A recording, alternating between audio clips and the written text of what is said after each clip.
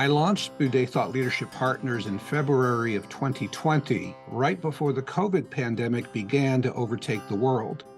Now, you might think there couldn't have been a worse time to start a consulting and marketing firm, but in fact, the revenue in 2022 will be more than double what it was in our first year of 2020. I believe 2022 will turn out to be a pivotal year for Boudet TLP. We made big investments in time or money or both in 5 areas. I think you have to come to this with a lot of humility. You've got to realize that while you may be a great storyteller, you have to do your homework to really understand first what the story is. Alan came to Boudet TLP after 15 years in running thought leadership marketing at Cognizant, the $18 billion IT services firm.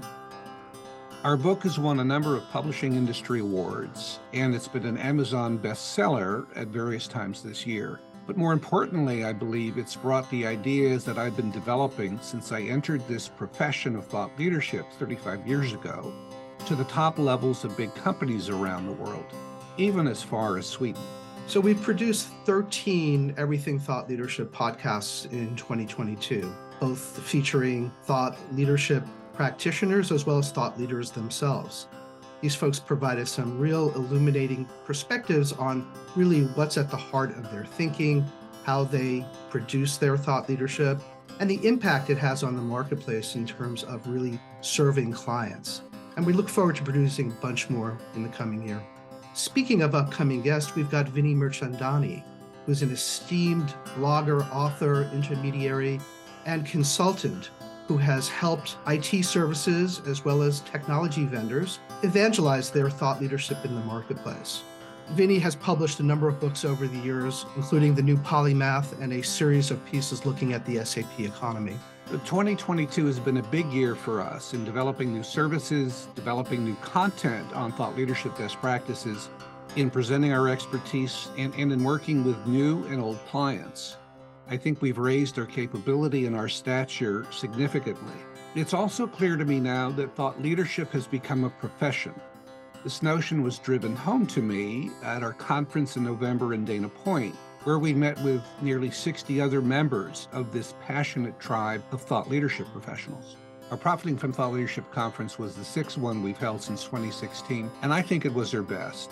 We had a fantastic lineup of speakers, including Tom Davenport, who's been a guru on topics at the intersection of business and IT for the last 36 years, Scott Miller from Franklin Covey, Cindy Anderson, and Anthony Marshall from IBM, who gave a powerful presentation on the financial impact of thought leadership.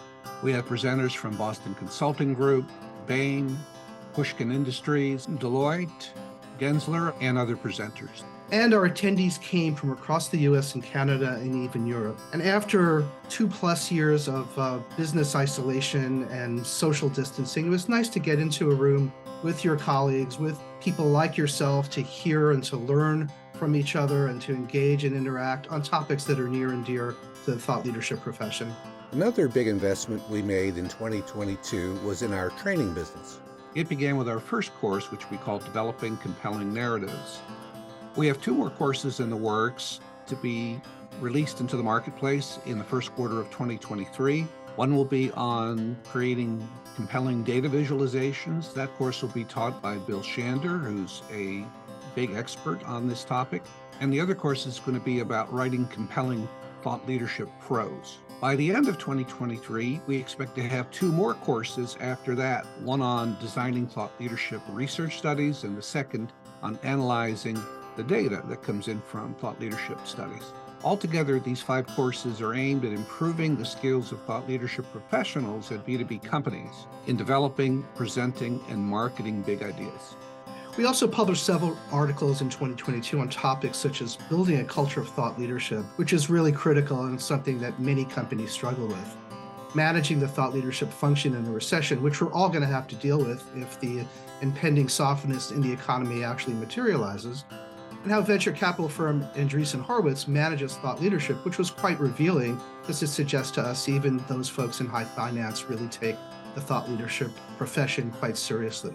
2023 will be a pivotal year for thought leadership professionals, particularly if the economy hits a prolonged soft patch. Generating and maintaining thought leadership momentum will be critical, particularly if marketing budgets are tight.